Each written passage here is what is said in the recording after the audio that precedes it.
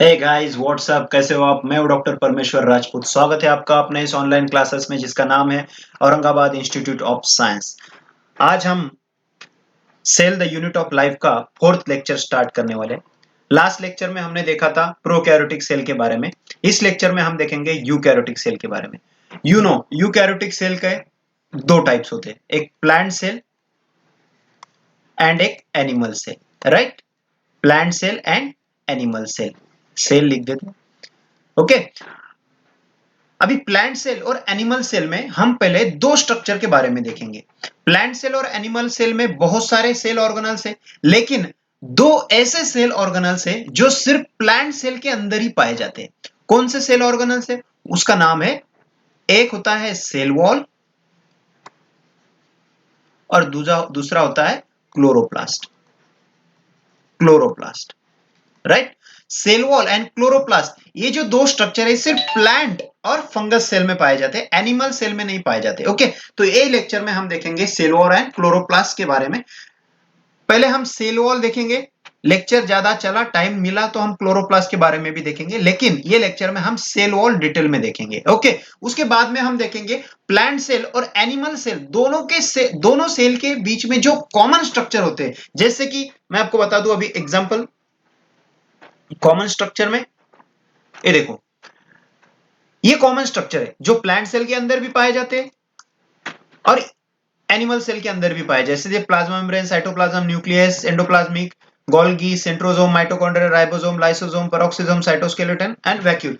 This is the all the structure that common in both the cell, but the two structure that cell wall and chloroplast is only found in plant cell and fungus cell. Okay, तो पहले हम cell wall के बारे में देखेंगे, पहले हम chloroplast के बारे में देखेंगे। तो आज का लेक्चर हम स्टार्ट करेंगे सेल वॉल का। ओके गाइज, सेल वॉल होती क्या है? आपको तो पता है, सेल के बाहर जो एक मेम्ब्रेन होती है, सेल मेम्ब्रेन, राइट। इसको क्या बोलते हैं? Cell membrane. और सेल मेम्ब्रेन को और एक नाम है जो आपको पता होना चाहिए, उसको क्या बोलते हैं? Plasma membrane, right.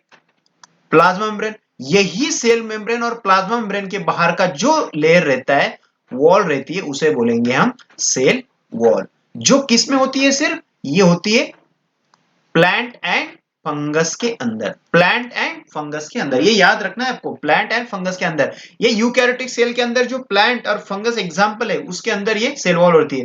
और आपको याद होना चाहिए, प्रोकैरियोटिक सेल के अंदर सेल वॉल होती है या नहीं होती है, ये आपको क्वेश्चन है। तो होती है या नहीं होती है? All prokaryotic cell, last lecture में बताया था ना, all prokaryotic cell having a cell wall. सब प्रोकैरियोटिक सेल को सेल वॉल होती है। और प्रोकैरियोटिक सेल के एग्जांपल क्या रहता है? बैक्टीरिया। बैक्टीरिया को सेल वॉल रहती है, ये याद रखना है हमेशा के लिए। ओके, तो इसमें हमें सेल वॉल देखना है। ओके, ये सेल वॉल होती कैसे? ये सेल वॉल होती है रिजिड। कैसे होती है? Rigid and non living. कैसे होती है? रिजिड और नॉन लिविंग स्ट्रक्चर जो प्लाज्मा मेम्ब्रेन के बाहर से होती है। ठीक है, हमने देख लिया कि सेल वॉल है, प्लाज्मा मेम्ब्रेन के साइड में होती है। ओके, मान लिया कि सेल वॉल प्लाज्मा मेम्ब्रेन के बाहर होती है। लेकिन ठीक है, ये प्लाज्मा मेम्ब्रेन एक लेयर तो है ना, और एक लेयर की क्या जरूरत है? यस, ये लेयर की जरूरत है, क्योंकि प्लाज्मा मेम्ब्रेन ये बहुत ही डेलिकेट मेम्ब्रेन होती है। इसलिए सेल को प्रोटेक्ट देने के लिए, सेल को डैमेज से बचाने के लिए, सेल को इंफेक्शन से बचाने के लिए सेल वॉल की जरूरत पड़ती है। तो सेल वॉल का क्या फंक्शन बना यहां पर? सेल वॉल ये सिर्फ सेल वॉल को शेप नहीं देती है, it's not only gives the shape and protect from damage and infection. बात को समझो, क्या बता रहा हूं मैं। ये जो सेल वॉल है, ये cell wall shape and protection तो देती है, लेकिन इसके अलावा और एक बहुत बड़ा फंक्शन ये करती है, उसे बोला जाता है cell to cell interaction. Cell to cell interaction, इसका मतलब क्या हुआ? सेल टू सेल इंटरैक्शन का मतलब हुआ, जब एक टिश्यू बनता है, मैंने लास्ट लेक्चर में आपको बताया था टिश्यू कैसे बनता है, सेल से बनता है। जब बहुत सारे सेल एक जगह पे, एक डिफरेंट टाइप के सेल और सेम काइंड ऑफ सेल जब जगह पे आती है, एक सेल बनाती है, एक स्पेशलाइज्ड टिश्यू बनाती है, राइट। ये जो सेल है, ये सेल इंटरकनेक्टेड रहती है, एक में को अटैच रहती है। लेकिन कौन सी चीज है उसको जो अटैच करती है? ये जो चीज है अटैच करती है, कौन सी वॉल अटैचमेंट रहती है? प्लाज्मा मेम्ब्रेन अटैच रहती है, सेल वॉल अटैच रहता है? इसमें रहता है, जैसे देखो ये है सेल, और इसकी जो सेल वॉल रहती है ना, ये सेल वॉल एक दूसरे से अटैच रहती है, और इसे ही बोलते हैं सेल टू सेल इंटरैक्शन। क्या बोलते हैं इसको? Cell to cell interaction. और यही सबसे बड़ा फंक्शन होता है सेल वॉल का। क्या बताया मैंने?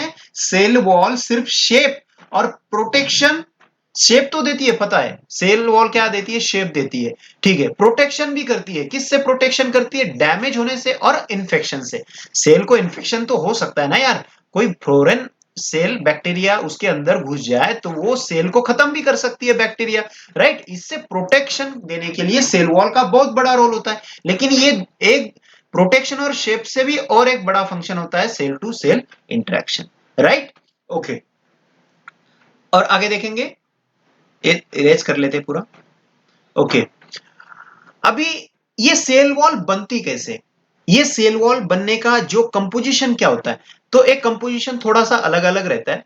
अलगी के अंदर अलग रहता है, और प्लांट के अंदर अलग रहता है। प्लांट सेल जो रहती है उसके अंदर अलग रहता है, और इसके अंदर जो सेल वॉल में अलगी के अंदर क्या रहता है? अलगी के अंदर रहता है सेल्यूलोज। सेल्यूलोज इसके अंदर भी रहता है, सेल्यूलोज ये याद रखना है। सेल्यूलोज, इसके अंदर सेल्यूलोज, गैलेक्टन्स, मैग्नेंस एंड मिनरल्स रहते हैं। मिनरल्स में रहता है calcium carbonate. Calcium carbonate, minerals में कैल्शियम कार्बोनेट याद रखना है। सेल्यूलोज, गैलेक्टन्स, मैग्नेंस एंड मिनरल्स में कैल्शियम कार्बोनेट। और प्लांट सेल में क्या रहता है? Cellulose, hemicellulose, hemicellulose, pectins, pectins and protein, protein. और आपको एक बात बता दूं, ये सेल्यूलोज, हेमीसेल्यूलोज, पेक्टिन, प्रोटीन, ये पूरे प्रोटीन ही, प्रोटीन से ही बनते हैं। क्योंकि जब भी कोई चीज मजबूती की जब बात आती है, मजबूती की, जो स्ट्रांगनेस की जब बात आती है, तो वहां पर फाइबर आ जाते हैं। क्या आते हैं? फाइबर्स। अब सेल के अंदर फाइबर नहीं रहते, सेल के अंदर रहते हैं माइक्रो फाइबर। क्या रहते हैं? माइक्रो फाइबर्स रहते हैं, बहुत छोटे। माइक्रो बोले तो बहुत स्मॉल, माइक्रो फाइबर्स रहते हैं। और फाइबर किस चीज से बनते हैं? प्रोटीन से बनते हैं। ये पूरे प्रोटीन स्ट्रक्चर रहता है सेल वॉल, राइट। अभी ये तो समझ में आया आपको कि अलगी के अंदर सेल वॉल का कंपोजिशन अलग रहता है, प्लांट सेल के अंदर सेल वॉल का कंपोजिशन अलग रहता है। ओके, अभी थोड़ा आगे देख लेंगे। जब भी कोई प्लांट की सेल हो, जब वो सेल यंग होती है, क्या बोला मैंने? जब वो सेल यंग होती है, उसके बाहर जो सेल वॉल रहती है, वो सेल वॉल को सेल वॉल नहीं बोलते, उसको बोलते प्राइमरी वॉल। क्या बोलते हैं उसको? Primary wall. कब बोलते हैं? जब ये सेल यंग हो। ये किसकी सेल है? प्लांट की। इस यंग प्लांट सेल के अंदर जो सेल वॉल रहती है उसको बोलेंगे प्राइमरी वॉल। लेकिन ये जो प्राइमरी वॉल जो रहती है ना, ये ग्रोथ में बहुत बड़ा फंक्शन रहता है। Is a capable of growth. यही तो रहती है जो ग्रोथ करती है, ग्रोथ में मदद करती है। क्योंकि इसमें क्या होता है? ग्रोथ का फंक्शन रहता है, कैपेबिलिटी रहती है इसकी कि ये ग्रोथ कर पाए सेल। ओके, लेकिन एक टाइम ऐसा आता है, जैसे ही ये सेल, जैसे ही ये सेल, जैसे ही ये सेल मैच्योर होती है, क्या होती है? मैच्योर होती है। यहां पर मैच्योर लिख सकता हूं। जब ये सेल मैच्योर होती है, जैसे ये सेल बड़ी होती जाती है, तो इसकी जो सेल वॉल है, सॉरी प्राइमरी वॉल है, ये प्राइमरी वॉल डिमिनिश होती जाती है। क्या होती जाती है? डिमिनिश बोले तो खत्म होती जाती है, और एक नई लेयर अंदर से बनती है। प्लाज्मा मेम्ब्रेन के साइड से जो प्राइमरी वॉल है वो तो खत्म, वो तो खत्म होगी, डिमिनिश होगी, और एक नई वॉल बनी, उसको बोलेंगे सेकेंडरी वॉल। क्या बोलेंगे उसको? Secondary wall, right. अभी ये जो सेकेंडरी वॉल रहती है, ये उसके साथ लाइफ टाइम रहती है। समझ में आया? जब प्लांट की सेल यंग होती है, तो यंग प्लांट सेल में जो सेल वॉल रहती है उसे बोलेंगे प्राइमरी वॉल। प्राइमरी वॉल का फंक्शन रहता है ग्रोथ में, वो मदद करती है ग्रोथ में, उसकी ग्रोथ करने में उसकी बहुत बड़ा उसका रोल रहता है। ओके, जब ये यंग प्लांट सेल मैच्योर होती जाती है, तो उसकी जो प्राइमरी वॉल है वो डिमिनिश होती जाती है, खत्म होती जाती है। जैसे ही वो खत्म हो जाए, वैसे ही अंदर से प्लाज्मा मेम्ब्रेन की साइड से एक नई वॉल बनती है, वो वॉल को बोलेंगे सेकेंडरी वॉल। और ये सेकेंडरी वॉल उसके साथ हमेशा रहती है प्लांट डेड होने तक। ओके, अभी पढ़ेंगे पूरा उसका जो मैंने पढ़ा है यहाँ पर पूरा लिखा हुआ है। देखो, cell wall is a non living, बताया मैंने आपको, cell wall is a non living rigid structure. जो आउटर मेम्ब्रेन होती है किसकी, प्लाज्मा मेम्ब्रेन की, मैंने बताया प्लाज्मा मेम्ब्रेन, और किसका, प्लांट और फंगस और प्लांट के अंदर सेल वॉल होती है। ओके, अभी ये लाइन पढ़िए, cell wall not only gives the shape, ये बताया ना मैंने, सिर्फ शेप और प्रोटेक्शन नहीं देती है, ये क्या करती है, सेल टू सेल इंटरेक्शन भी करती है। ये पढ़िए, cell wall not only gives the shape to the cell and protect the cell from mechanical damage and infection, it also help in a cell to cell interaction, ये बहुत बड़ा role है, और also provide barrier to undesirable macromolecules, वो cell के अंदर कोई macromolecule, macro बोले तो क्या, बड़ा मॉलिक्यूल, जो ये सेल के लिए हार्मफुल हो, ऐसे मैक्रोमोलिक्यूल को वो सेल वॉल क्या करती है, अंदर नहीं जाने देती है, ये बहुत बड़ा बैरियर का रोल करती है। बैरियर बोले तो क्या, बैरियर बोले तो उसको अंदर ना जाने दे, बैरियर का काम करती है। ओके, इसको वहीं पर रोक देती है, रोकने का काम करती है, बैरियर का काम करती है, कौन, सेल वॉल। ओके, समझ में आया। अभी देखेंगे अलगी और प्लांट सेल में बताया था आपको, इसके अंदर सेल वॉल कैसे बनती है, और इसके अंदर सेल वॉल का कंपोजिशन क्या रहता है। इसके अंदर रहता है सेल्यूलोज, गैलेक्टन्स, मेन्नान्स, और मिनरल्स में रहता है कैल्शियम कार्बोनेट। और प्लांट में जो क्या रहता है सेल वॉल में, सेल्यूलोज, हेमीसेल्यूलोज, पेक्टिन और प्रोटीन, और जो मैंने बताया ये क्या रहते हैं, सब प्रोटीनस स्ट्रक्चर रहते हैं। ओके, अभी जो ये बताया था ये लास्ट के पैराग्राफ है, cell wall in a young plant cell, उसको बोलते हैं प्राइमरी वॉल, और इज कैपेबल ऑफ ग्रोथ, बताया था मैंने, ग्रोथ में कैपेबल रहती है।